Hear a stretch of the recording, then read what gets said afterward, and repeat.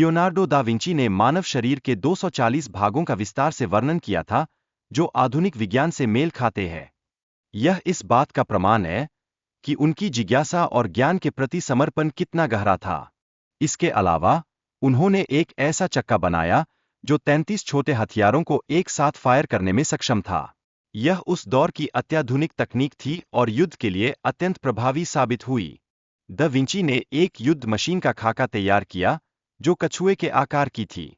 यह मशीन किसी भी दिशा में हमला करने की क्षमता रखती थी, जो उनकी दूरदर्शिता का शानदार उदाहरण है।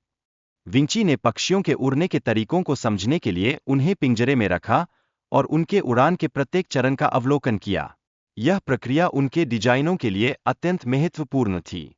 अन्य शोधकर्ताओं ने विंची के स्केच देखकर उड़ान भरने की तकनीकों को विकसित किया, जिसमें पैराजंपिंग भी शामिल है।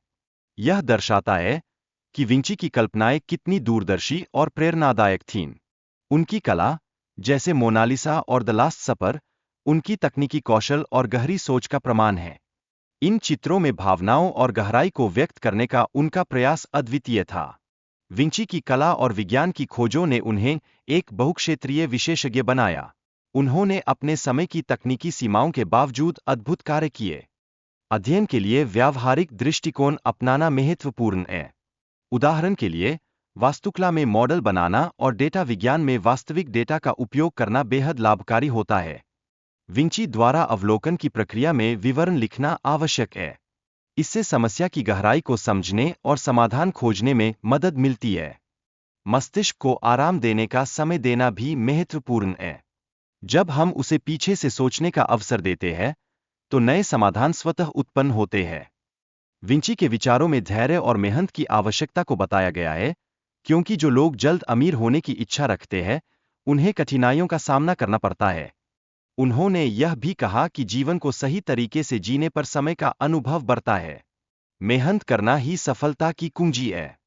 विंची ने कभी भी विषयों को अलग-अलग नहीं माना।